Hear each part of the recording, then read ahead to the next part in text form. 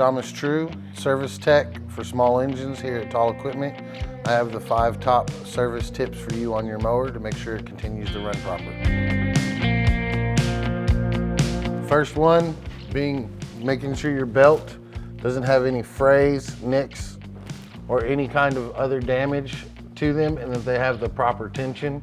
There's 2 tensioners, one for the blade deck and then one for the engine.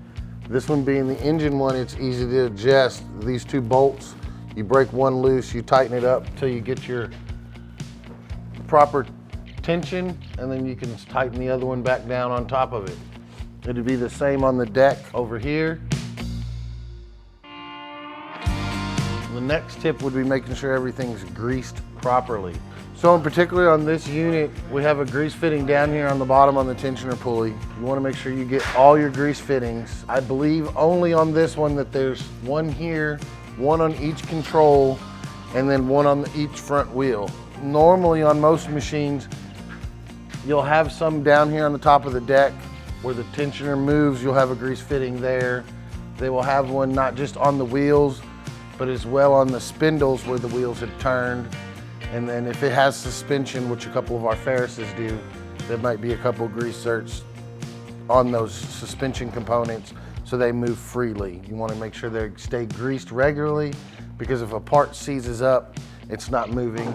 It can cause lack of tension on a belt, or the part to freeze up.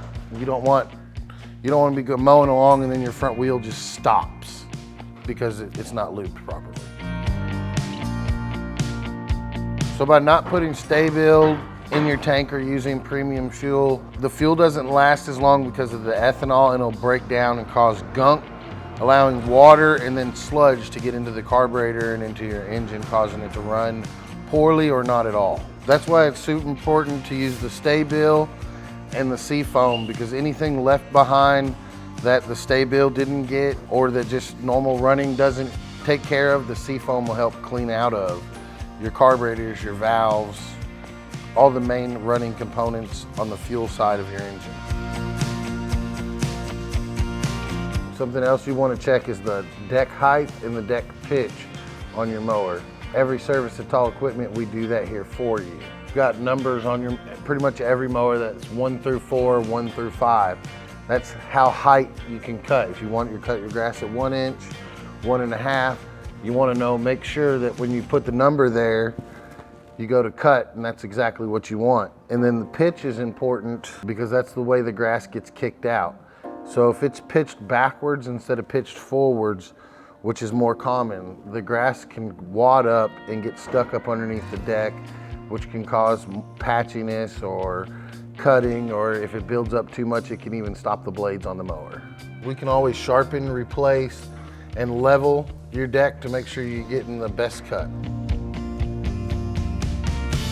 So the last tech tip I got for you is making sure that your filter is clean and has good flow. If your air filter looks like this one, you may be seeing power loss just from not being able to get air through the filter into your engine.